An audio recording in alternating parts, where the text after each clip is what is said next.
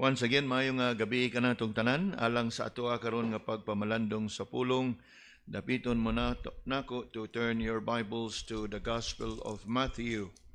The Gospel of Matthew. Duha ka adlaw human nga ato ang gihandom ang pagkatao sa atong Ginoo. Let us look at this post-Christmas account. Post-Christmas account, meaning this account recorded took place days or weeks, even months after the actual birth of Christ. Later on, you will discover it yourself. Let us take time to read Matthew chapter 2, beginning verse 1 up until verse 12. Verse 1 up until verse 12. I shall begin reading verse 1.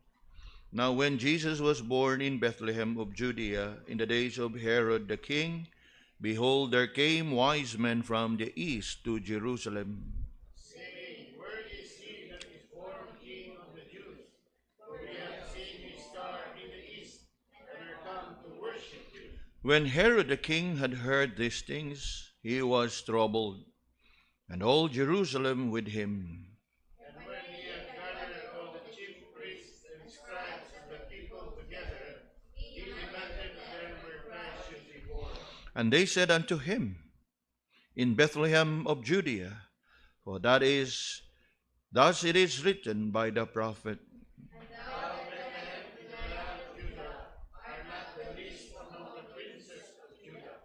For out of thee shall come a governor that shall rule my people Israel.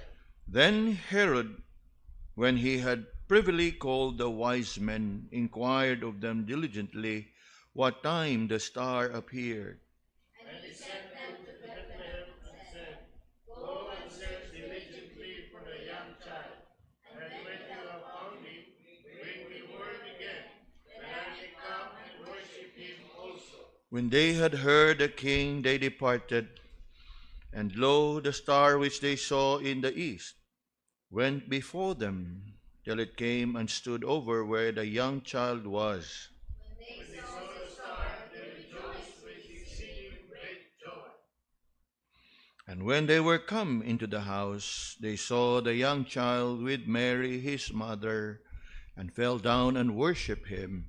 And when they had opened their treasures, they presented unto him gifts, gold and frankincense and myrrh. And being warned of God in a dream that they should not return to Herod, they departed into their own country another way. The Lord bless us in the reading of His holy and sacred word.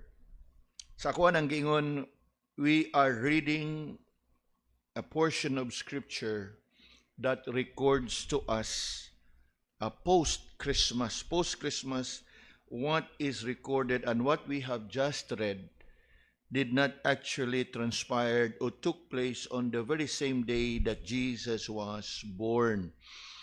But as you can notice, this took place sometime later. In fact, some scholars would say it was months, not just weeks, but months later after the birth of Christ. Some would even insist that it was almost a year that this account took place and happened. For obviously, as you can see in your reading, ilahang naabtan si Ginoong Hesus wala na sa manger kung dili na anas balay. Unya, obviously, if you can take a quick look later on, we're going to deal with it.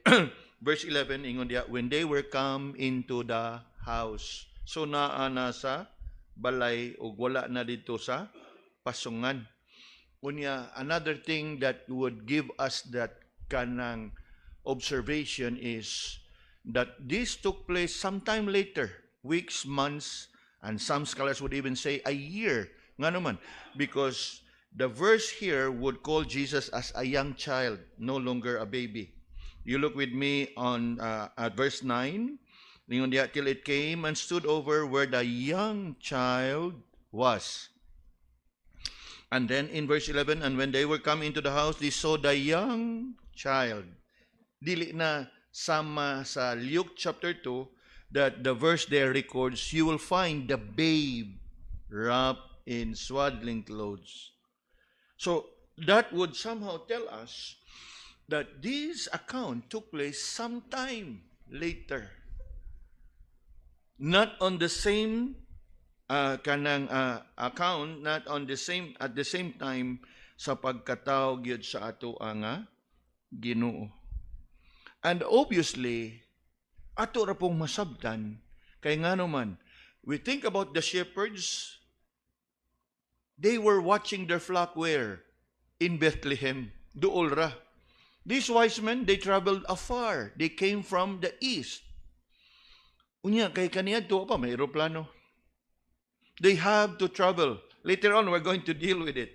But just would like to bring to your attention, it's a post-Christmas account. And that is why I reserved this message for us to consider tonight. No? A few days after Christmas.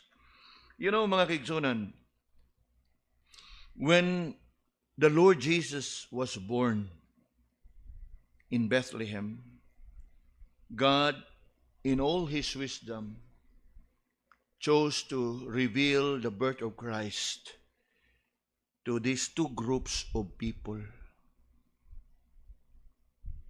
One, as we have considered last Sunday, to the lowly shepherds.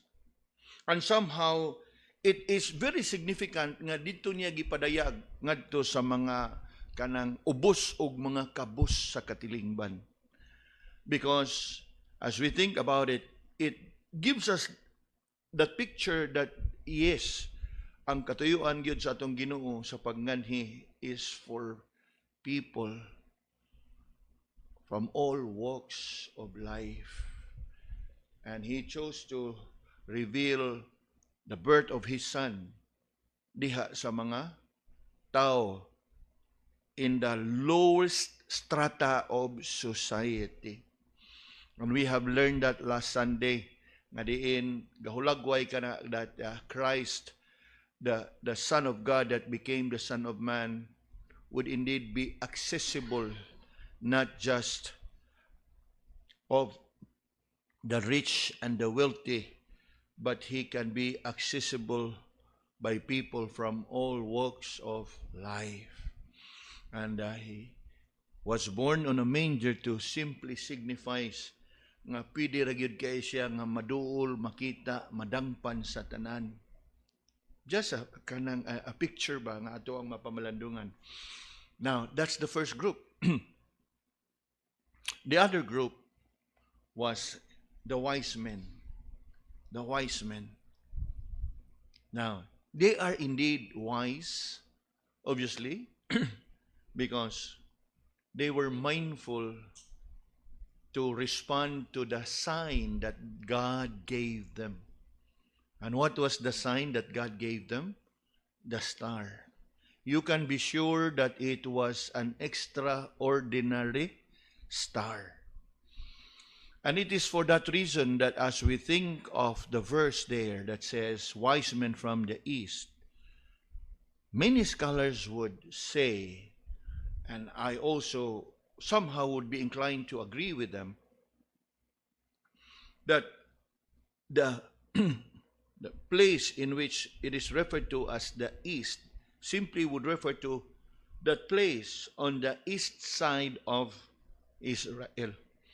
And as we reflect upon the east side of Israel, it would bring us to those places that belongs to what we used to call as the Babylonian Empire. It's all the Babylonian Empire. After, we know very well in the Old Testament that the people of Israel were held captive in Babylon for 70 years. And obviously, for 70 years that they were there, they must have been talking among them about the prophecies of the coming Messiah. And we all know, while they were in Babylon, Daniel and his three friends served at the king's palace.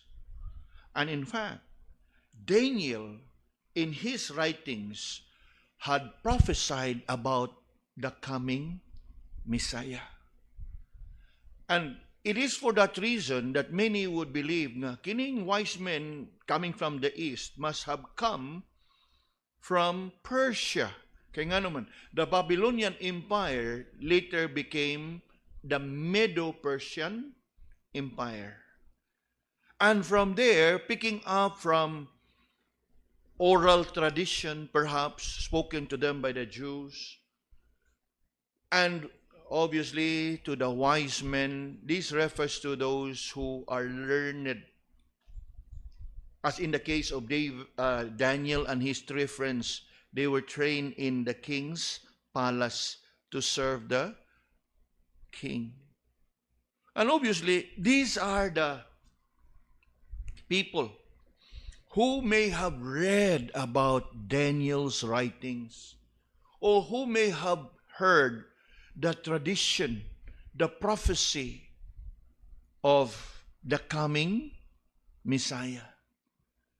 And somehow, they may have been patiently observing and waiting diha sa ilahang kasing-kasing hangtod nga niabot ang adlaw that the Lord had shown them a sign. And of all the sign, it was a star. That is what the verse says. Ug nagtuo ko nga, mao ni siya'y sukaranan nga kadaghanan sa mga dekorasyon sa Pasko is somehow themed after stars. No, gani ang mga parol kaniadto stars, no? Kanang ang ilahang design. Somehow maybe to depict that it was the star that had led the wise men from the east ngadto ngayod sa ato ang Ginoo. Apan more than just all these patterns and decorations about Christmas, the scripture also mention about a star. If you can turn your Bibles for a while, this is not so popular or not so common a verse, but it is actually a prophecy about Jesus. Numbers 24. Lantaw na to, Numbers 24.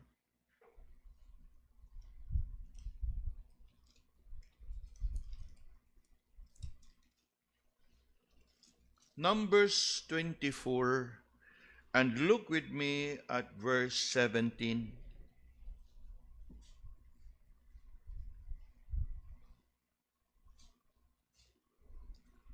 It says here in Numbers 24 and verse 17, I shall see him, but not now. I shall behold him, but not nigh. There shall come a star out of Jacob, and the scepter shall rise out of Israel, and shall smite the corners of Moab, and destroy all the children of Seth. Now, notice the words there, star and the scepter. Star and the scepter. They are both in capital. Star and the scepter. Now, these two words would signify una, prominence. Unya, ang scepter, that would signify power and authority. Kay scepter is one that is being held by kings. Kanang ilahang gamiton sa pagtudlo o pagmando. It's a scepter. And the star and scepter, according to this prophecy, shall rise out of Israel. This is undoubtedly in reference to the coming Messiah. Although it would primarily point us to the Davidic line when David would reign in Israel. Now, interesting kayo ni mga kigsunan because Book of Numbers took place during the time of Moses. In fact, what is so interesting here is this prophecy was actually proclaimed by the prophet Balaam. Balaam, before he gave in to the enticement, before he fell into temptation.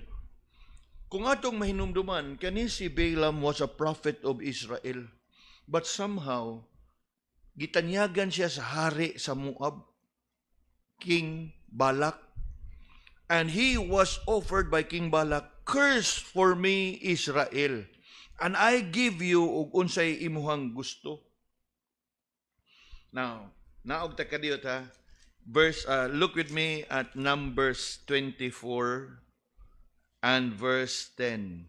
Numbers 24 and verse 10. You know, somehow this prophet used to be kanang faithful and truthful sa iyaha nga kanang ministry until nga nahugid siya sa kanang tanyag sa temptasyon. At first, when he was offered by Balak to curse Israel, nagdumili siya. As you read in verse 10, King Balak, no? And Balak's anger was kindled against Balaam, and he smote his hands together. And Balak said unto Balaam, "I called thee to curse my enemies, and behold, thou hast altogether blessed them these 3 times. So mo na hinahitabo.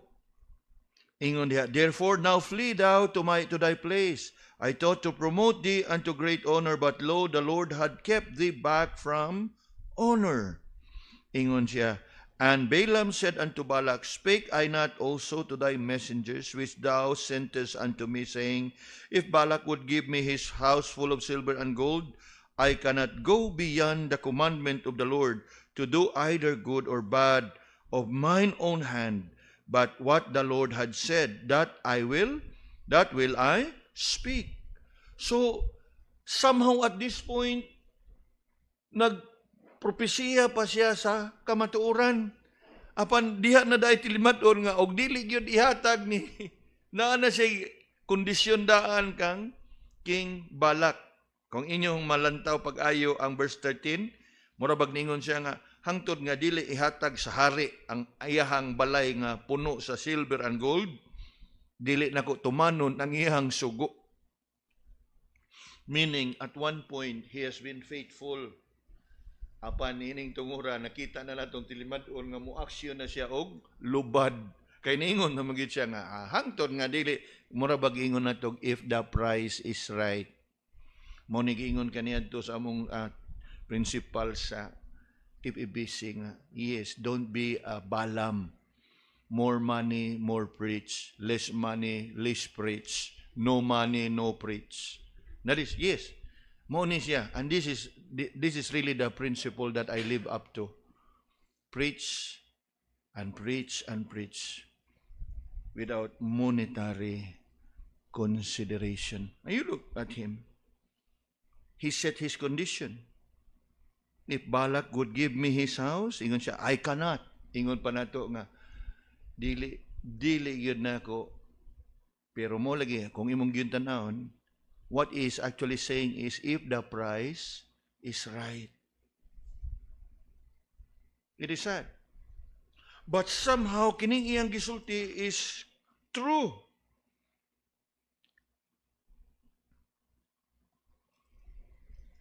He speaks about the star of Jacob and the scepter. The star of Jacob. Now think about it. Star of Jacob. In fact, mga kigsunan, this is something that is less known. Muna nga, ang kalibutan, giha na nila gikuha nga pattern. Sikat gani ka star. Sikat gani ka superstar. Sikat gani ka megastar. Usa pa ng uban nga star nga ilahang gitawag star for all season. Yes, they pattern it from here. That there will be a star coming from Jacob. Jacob here refers to Israel. The star of Israel is none other than the Lord Jesus. Mao bitaw katong back in the day naapod to yung mga katong opera or katong stage play kaniya nga gitawag nila Jesus Christ Superstar. That is actually what it means. Pero karon murabag ilahang gi-downgrade ang kahulugan, secular na kayo, kalibutano na kayo, superstar, megastar, star for all season. But somehow, makita nato diha that it has been prophesied that the star will rise from Israel and a scepter shall rise out of Israel. And so, dili nato kanang dismiss ang posibilidad nga kining mga butanga nadunggan ni sa wise men or nabasahan ni siya sa mga wise men from the east, from Persia. For after all, the Jews were there for 70 years. And what else? And what more? Daniel and his 3 friends occupied key position nga mura ba og they have been a testimony to many. They have been a blessing to many. Og labaw sa tanan, nakita gyud sa kadaghanan nga dili basta-basta. Remember? Nebuchadnezzar himself ni bow down sa Ginoo ni Daniel and his 3 friends. Sa diha nga giitsa sila didto sa kayo nga wa gyud silang mga sunog. And then later on in Daniel chapter 6, when Daniel was thrown into the lion's den, wa gyud siya makaon o wa gyud siya hilabti sa lion. So kini nga tanan naghatag ba og impact sa katauhan sa Babylon, the place from the east. Unya through the years, it has been passed down from one generation to another. Before the advent of social media, kaniadto sa mga gagmay pata maminaw tas mga katiguangan, anya mutuog gyud tag makadunguta nga ingon, ay kana mga katsila lain ka ng mga batasan, gidaog-daog ta ana pag-ayo. So ang marehistro sa tunguno na, mga katsila, mga kuana, mga katsila, mauni mo na. Hangtod nga, mahisgot na sa panahon, gubat, ang mga hapon, mga maldito to, panduslako ng mga bata. Word of mouth, it is passed from one generation to another. Ug mao ni siya nahitabo. Some people will be wondering, how come wise men from other places would endure the travel? Unya, ang travel kanito is not a comfortable travel. Why would they endure travel and why will they dare travel? Just to see the child that is born. They must have been good reason behind. They must have been convicted in their heart nga kining gipanganak o kining bituon sinyalis ni og asa gyud ning among dugay nang nadungog nga hari nga ipaka tawo. Kay og sa ato alang bahin nung kakita tag bituon, ay Diyos, kadagang bituon kada gabi. Do you follow? It's no ordinary star. And not just is that it's no ordinary star, obviously, they must have been convinced and convicted in their heart by the working of the Holy Spirit nga ang dugay na ninyong gitun-an ug ang dugay na ninyong gipaabot mauni ni siya sinyalis. Mauni ang sinyalis nga akong ipakita ninyo nga mao'y magiya kaninyo nga inyohang makita ang dugay na ninyong gipaabot. And lo and behold, coming down to our text now, we read in verse 1, Now when Jesus was born in Bethlehem, in the days of Herod the king, there came wise men from the east to Jerusalem. By God's providence, makita nato diha. Unya, sa dili pa mo padayon, ang giingon diha, wise men. Dili three kings. Unya, wa po na siyang mag-ingon diha three wise men. It simply means wise men. Unya, kay wise men man, more than one, kay men, plural. So, karon na pangunta na, di mo nagikuha di pastor ang three kings. Now, tradition na siya. Dili na siya from the Bible. But, ang sunod nga pangunta na, unya, nga naman ang naapos yung maingon nga, three wise men, probably, three wise men, ilahan ang gikuha, base sa number of gifts nga ilahang dala. Assuming that each one of them bring with them their gifts. So, posible nga tulo sila kabuok. Kay tulo man kabuok gasa ang atong mabasa diha. They presented unto him gifts, gold, frankincense, and myrrh. So, probably, okay? Probably. Dili kita maka kanang pinpoint, but probably. No? Most likely, if we would consider the number of gifts nga tagsa-tagsa sila na ay gasa. But again, let's not concern about the numbers. Sa magyapon nga, let's not concern about the date. Hangtod karon kanang bitaw magbutan ta sa atoang daily devotional, manggawas na mga reels o mga video diha nga galalis na gyapon mga pundok nga galalis nga dili sa pitsa 25 ang Pasko. Unya ang uban sa dila sa yung pangugatan nga why Pasko iko nga luya ni nila. They miss the point. Nga ang pinakadakong panalangin diha nga atong gihandom nga natawo ang atong Ginoo. Apan hangtod karon 2,000 years after Jesus was born on earth, ibalik na lang nga ito gingarian sa langit, kasi gida po sila glalis.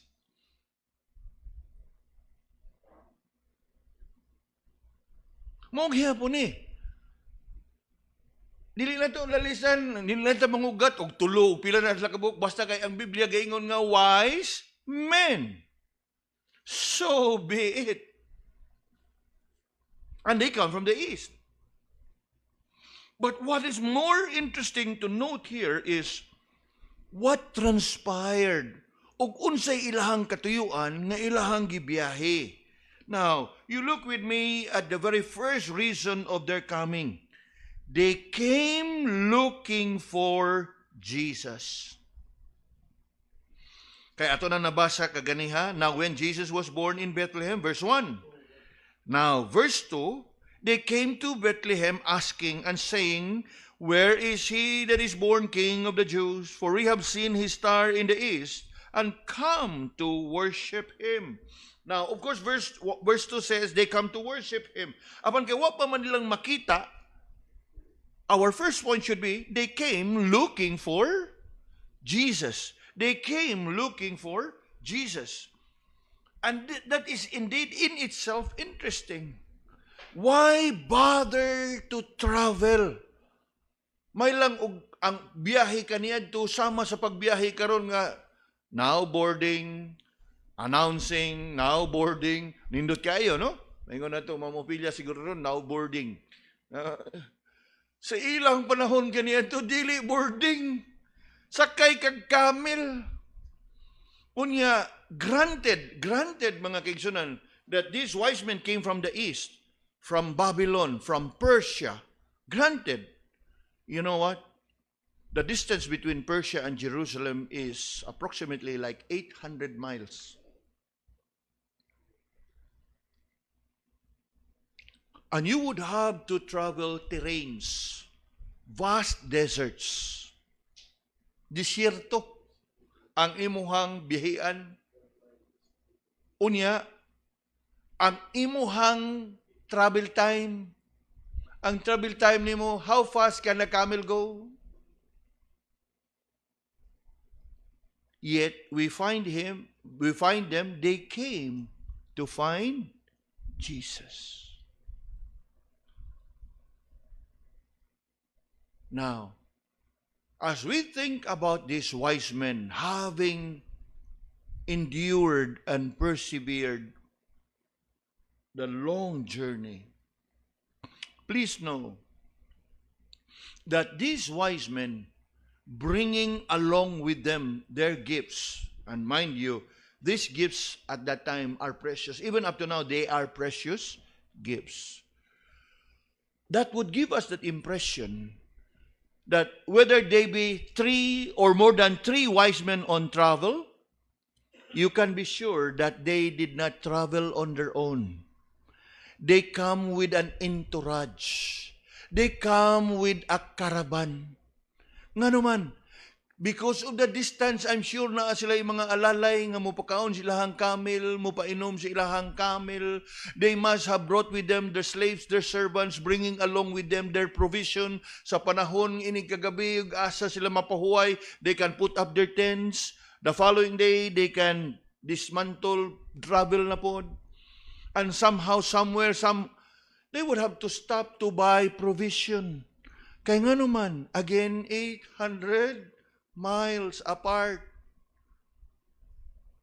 Unya, og magsakay kag camel, unsay siguro butang na nato sa kada adlaw, makatravel lang ang camel og what? 10 miles. So, times 800. Dugay-dugay, it may take them maybe 3 months or even more.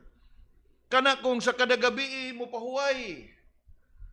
Now, of course, when we were in Jordan, in this place called Petra, one of the ancient 7 wonders of the world, I know nga, naay mga camels nga kusog managan. Pero I am sure wise men, murag relax na gining ilang. Bisan pa siguro kusog nga dagan, siguro 20 miles. For sure, nighttime, they would have to stop. The following day, they would have to wake up, maybe at early as sunrise, travel. And then, along the way, if they come across like oasis, kanang oasis where they can have their camels and animals drink water, rest. Now, I'm bringing this to our attention for us to really realize nga, murag nindot kay basahon nga wise men came from the east, hunungan na to. Dili ni siya nindot paminahon. Hasol kapoy ning ilang himo. Because dili lang nga usa ka skina ra nila ito atong lilion dito murag hayag man ug unsa na diha. Dili. They traveled far. They endured.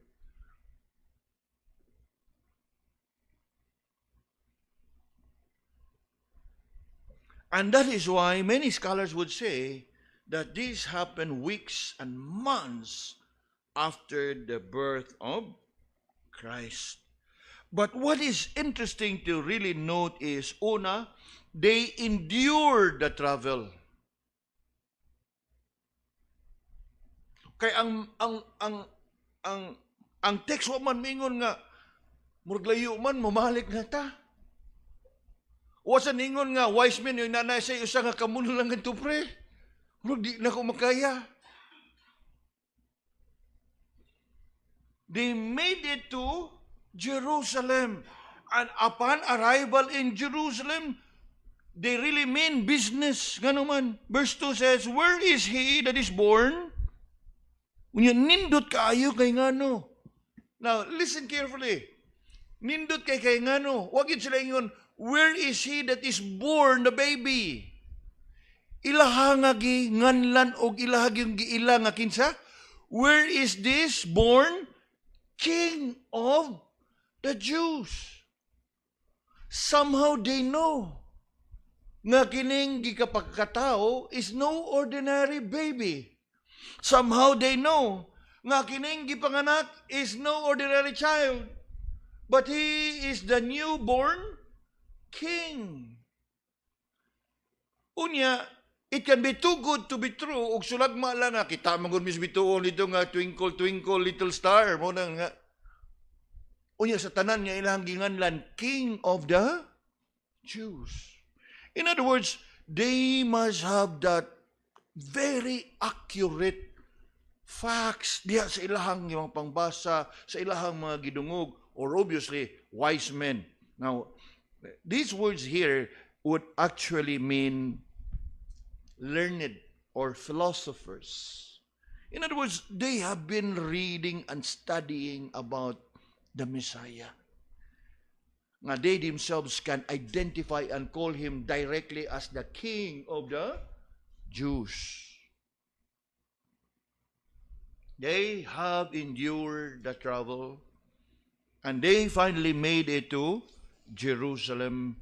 And somehow sa ilahang pag-abot dito sa Jerusalem, atong makita that they really mean business. Kay nga naman, ang ilag yung gipangita, ang hari nga gipakatao.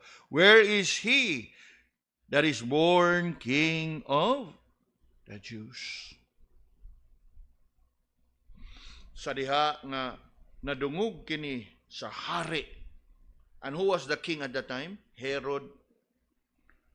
Nahulga si Herod, nabalaka si Herod, kay nga naman, samtang kining mga tawhana nangita sa hari, pero dili siya ang hari nga gipangita aning mga tawhana. Kay giklaro magyud nga, where is he that is born King of the Jews? So, una, na-threaten siya. Sa unsang pag-unsa, naabaday hari nga bag-o lang gipanganak? Naabaday hari nga bag-o lang gikapakatao? Nga ako maroy hari sa Israel? Na-threaten siya. Ikaduha, sa ako na ang giingon, these wise men traveled by caravan. So, ang niabot dito sa Jerusalem, dili lang 3, 4 o 5 katao, kung dili ang tibuok entourage. And so, they must have caught the attention not just of the people, but also of the king. Hari, kadako ba ani nga panon, kabaga ba ani nga panon nga nangita sa bag-ong gipakataw nga hari sa Israel. Nga ikaw man tay hari sa Israel. Gani kung mahinumdum mo, tungod sa nadungog ni Herod nga naay hari nga gipakataw, unsa iyang gimanduan niya iyang mga tao, pamatya ang tanang bata ga edad 2 anyos paubos. Kay na-threaten siya sa iyahang nadungog nga naa di ay hari nga gipaka tao. Unya kay gikonfirmar usab na mismo sa iyahang mga staff. Ingon pa nato siyang kabinet. Tanawon nato ha. In verse 4, ingon diha, and when he had gathered all the chief priests and scribes of the people together, he demanded of them where Christ should be born. Unya gikonfirmar gyud sa iyahang mga sekretary, sa iyahang kabinet nga tinuod na anas propesiya. Labaw na nga na-threaten siya pag ayo. Kaya nga naman, gikonfirm man sa iyahang mga tao. No? Verse 5, and they said unto him in Bethlehem of Judea, for thus it is written by the prophet, and thou, Bethlehem, in the land of Judah, art not thou the least among the princes of Judah, for out of thee shall come a governor that shall rule my people Israel. So labaw na siya nga nahulga.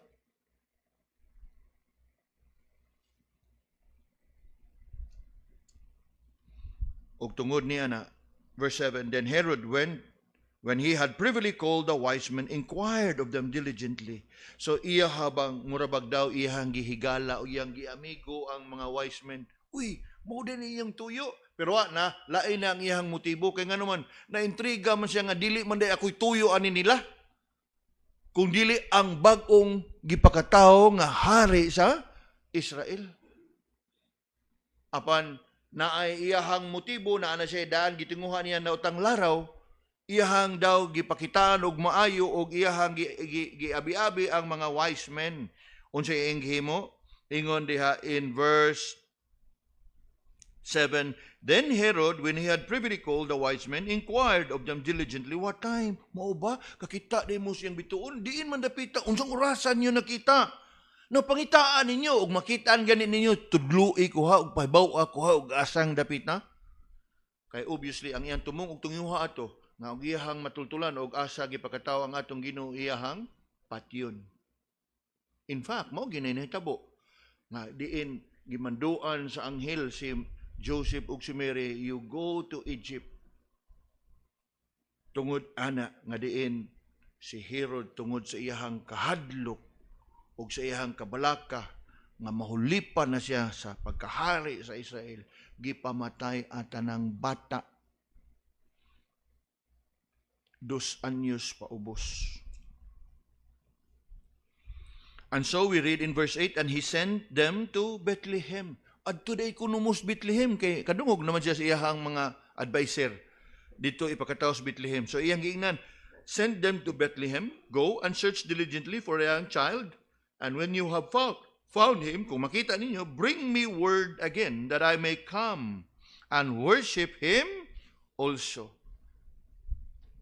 So daw iya hagyod gikumbinsi pag-ayo nga tudloy pahibaw ako asa kay haron makasimba pug ko niya.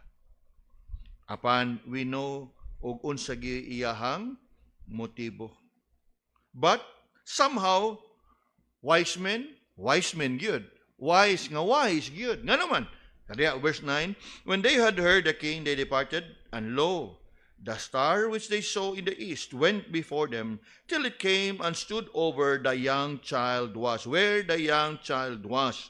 When they saw the star, they rejoiced with exceeding great joy. Now, samtang manduan sila ni King Herod nga tuas Bethlehem, ilahagya pong gipaminaw. Pero mas gisunod nila ang paggiya sa bituon. Gani, nagmalipayon sila sa atong nabasa. They were exceeding great joy in verse 10. Now, they came to find Jesus. Come with me now to verse 11. When they were come into the house, they saw the young child with Mary his mother, and fell down and worshipped him. And when they had opened their treasures, they presented unto him gifts, gold and frankincense and myrrh. Now, the second point that I'd like to consider here is, yes, they came to find Jesus, and they came to worship Jesus. All along, right from the start, ato nang nabasa ganiha in verse 2, they have come to worship Jesus. And as I would like to say, they came to worship Jesus and Jesus alone. Tutuki pag-ayo ang verse 11. Sa ilahang pagsulod sa balay, nakita niya si Maria ug ang bata. Kuha? Ingon diha, they saw the young child with Mary. But you look at the next part of the verse, and fell down and worship him. Not them. Worship him.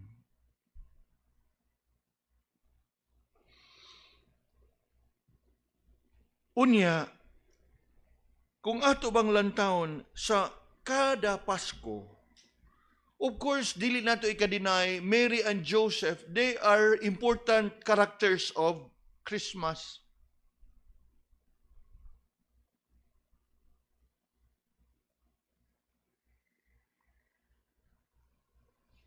But important characters as they may be, wa na magpasabot nga pwede na pod nga ato silang apilon sa ato ang pagsimba.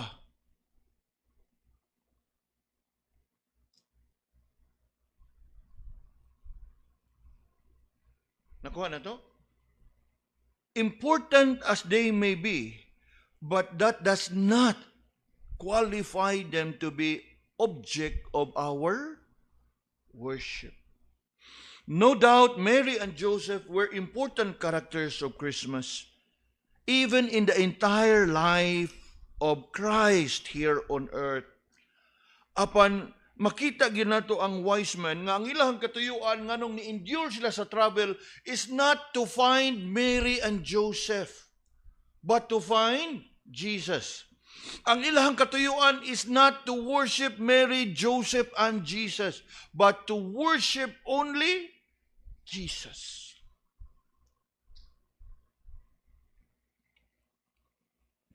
You look carefully at what they did.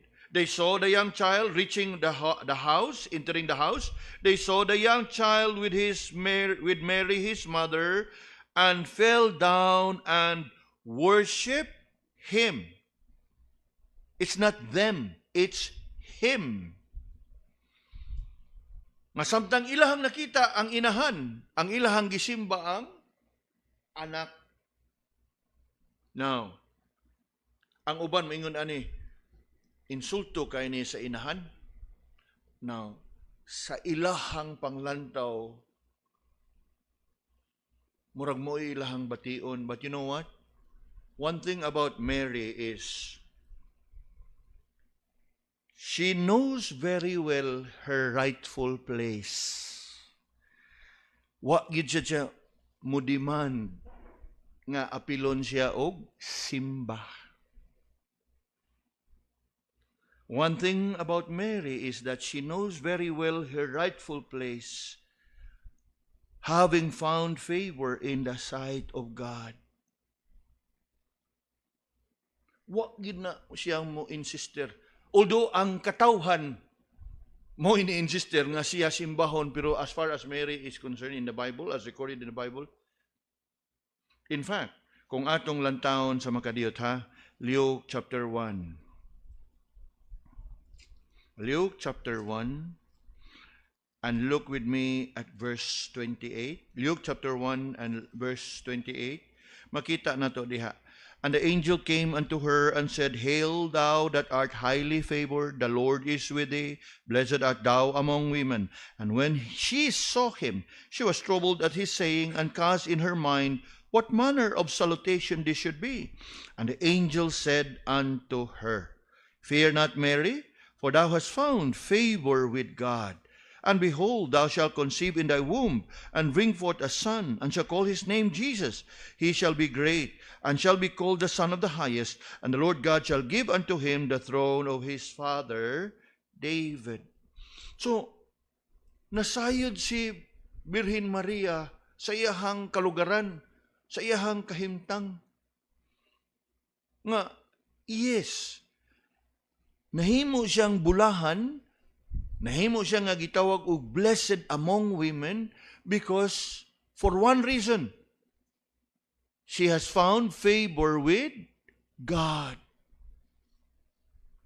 In other words, siya mismo, nasayod nga kining tanan, grasya ra ni gikan sa Ginoo. Dili sa ko ang ngayan, ani, di ko takos, ani. Apan kay gihatag man ni Ginoo nako, ako ning dawaton. In fact, later on, sa diha nga ni santop na gyud siyang hunahuna og ni rehistro na gyud siyang hunahuna kasing-kasing, kadako nga panalangin nga ihang nadawat nga gipadayag sa anghel diha kaniya that he is greatly and highly favored of the Lord. As we read in verse 30, thou hast found favor with God. Mura ba og naglisod siya, imagine ba sa kadako sa panalangin ug sa pribilehiyo nga iyahang nadawat nga sa tanan babae siya mo'y napili. Mabitaw na nga, bulahan ka sa tanan. No? Bulahan ka sa tanan, sa babae nga tanan. Blessed art thou among women. Tinuod na. Because that was what was proclaimed to her. Apan, bisan pa man sa dako kaayo nga pagka kanang bulahan, wa gid na niya ang kunas iyang kaugalingon nga siya magpasimba sa mga katawhan. In fact, gani sa diha nga iya haning nasayran og nadungog ug nahibaw siya sa katuyuan sa Ginoo diha siyang kinabuhi, unsay iyang gipamati. Now, we come down to Luke chapter 1 and verse 46. Sa sige niyang pagsudong sa kadakong panalangin nga iyahang nadawat, nga iyahang nadungog gikan sa anghel. Now we read in verse 46 up until verse 56. Mo ni siya gitawag in biblical terms the Magnificat. The Magnificat or the Song of Mary. Now, dili na to basahon ang tanan, but I'd like us to read from verse 46 to 49. Actually, this is a song, not a Magnificat, a Song of Mary, nga sa dihang gihandom niya ba ang kadako sa panalangin ba. Mura bag kita makadawat tag dako nga dagaya nga panalangin mangita, praise the Lord, let the earth hear his voice. Mura ba og tungod sa kanang paspasalamat makakanta ta mo ni gibati ni Birhen Maria. Unya sa iyahang nga kalipay tanawa og unsay iyahang gikanta ha. Lututuki pag-ayo kung siya yung giawit. Verse 46, and Mary said, my soul that magnify the Lord. Wow. Kinsa iyang gimagnify? Dili iyahang kaugalingon, kundi ang Ginoo. Kinsa ni? Si Maria. Apan karon kinsa may gimagnify sa mga tao?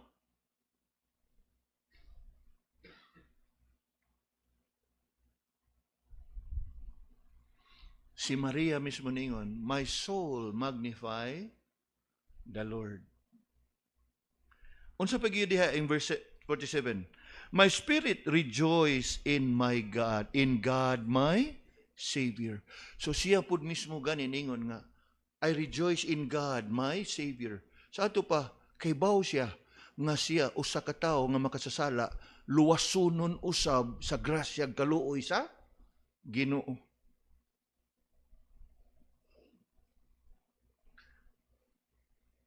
Kiningon gid siya diha, God my Savior. Gani nagpabilin siyang mapahiubsanon kay ningon gid siya diha. Mahitungod sa Ginoo, for he, referring to God, for he had regarded the low estate of his handmaiden. Kinsa na? Iyang kagalingon. Behold, from henceforth all generations shall call me blessed. Now, no doubt about it, no question about it. Mary was greatly favored by God, the Blessed Virgin. What the issue, anak? Kay siya gigipili sa Ginoo. Pero sa ato ang nakita diri sa ato ang gilantaw in Matthew chapter 2 verse 11, sa dihang nisuod ang wise men sa Pinoy-ana, nakita si Maria ug ang bata. Kinsa ilang gisimba? Ang bata.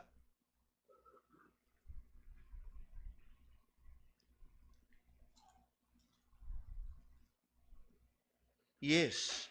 Unya, why issue si Maria, ana? In fact, sa dihang gipanganak na gyud niya ang atong Ginoo, sa dihang gipanganak na niya ang atong Ginoo, unya, ang mga magbalantay sa karniro nagdagandagan bitaw to kay giproklamar sa anghel ngadto kanila nga, you shall find the babe in a manger wrapped in swaddling clothes. Nagmalipayon ang mga magbalantay sa karniro og nidagan dito sa pasungan. Unya, unsa ilahang naabtan sa pasungan? Atong lantawon, Luke chapter 2. Luke chapter 2, looking at verse 16 onwards. In Luke chapter 2, verse 16, ingon diha, and they came with haste and found who? Mary, Joseph, and the babe lying in a manger. And when they had seen it, they made known abroad the saying which was told them concerning the child. So, unsay ilahang gisangyaw? May tungod sa bata. Dili kay, bay, nakita na mo Maria dito, nakita na mo susi o ang bata. Kinsa ilang giproklaman? The child. Apan kinsa ilahang naabdan? Ingon pa, ang Sagrada Familia. Yes, the Holy Family. Apan kinsa ilahang gi sangyaw? Basaha pa kayo. They made known abroad the saying which was told them concerning this child. So ang ilahang gisangyaw, ang katurusang ilang nadungog gikan sa anghel. O kung sa may ilang nadungog gikan sa anghel nga ang anak sa Ginoo gipakatao. Ug mao ra po ilahang gisangyaw. Unya, ni Alma ba si Mary o si Joseph? Maragwa min ninyo maapil da. Ni Alma ni reklamo? Wa. Nga naman, gani, sa diha nga kining tanan nakita bitaw, tanawa og unsa ang kahimtang ni Maria. Verse 19, but Mary kept all these things and pondered them in her heart. Nga naman, kay alam kaniya, dako kayong panalangin, nga siya mo'y gipili sa Ginoo, nga mo'y magpakatao sa bugtong anak sa atong Ginoo. but she never demanded worship, adoration, devotion, whatever.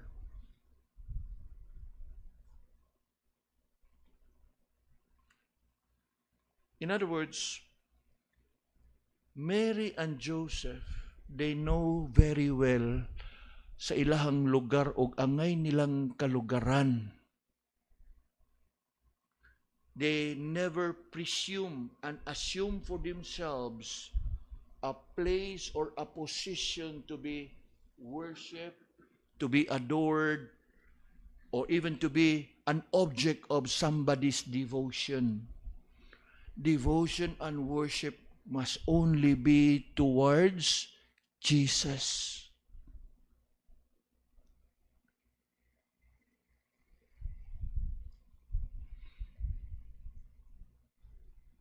Yes. The Bible says that Mary was blessed among women. True. She's the Blessed Virgin. True. She was favored by God. True. Apan, buot na ko nga atong sayron, nga sa tanan nga mga biblical records and accounts, especially at the birth of Christ, lantaw ni mo din sa shepherd o sa wise men, they all were filled and occupied with the babe or the child that was born. They came to find Jesus. They came to worship Jesus and Jesus alone. Thirdly, mga kaigsunan, still in Matthew chapter 2 and verse 11, in finding Jesus, they worshiped Jesus. And in worshiping Jesus, they presented gifts to Jesus. Now look again in verse 11. And when they were come into the house, they saw the young child with Mary, his mother, and fell down and worshipped him. And when they had opened their treasures, look, they presented unto him, not them, him.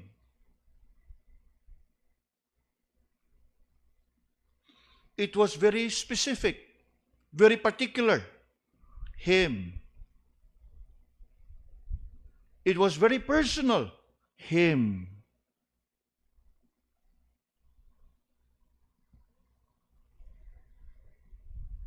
They brought and presented their gifts to Jesus alone. Now, what ni magpasabot mga igsuon nga they were not mindful and conscious and aware nga og naa gani ikapanganak, naa giginikana na. Pero the point here is ang ilahag yung katuyuan nga nung nibiyahe gyud sila is dili nga makita ang mga ginikanan kung dili ang gipakatao nga hari sa Israel.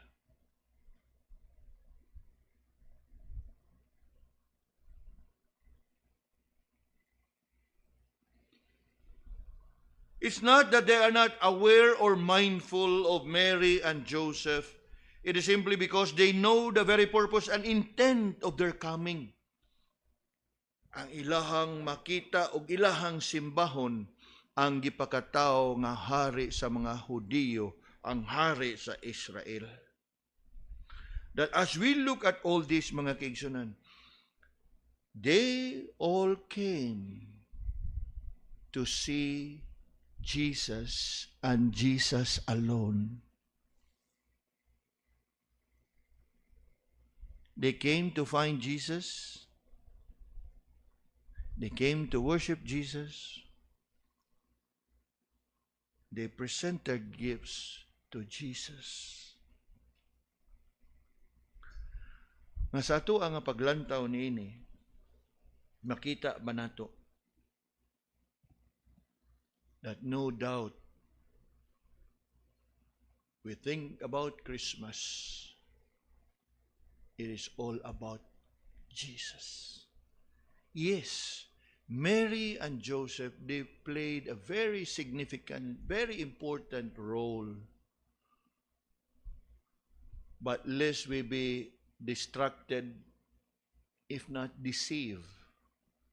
Sayri, learning and picking up from the wise men, the very object and the very purpose, the very intent sa ilahang pagbiyahe is not to see the entire family,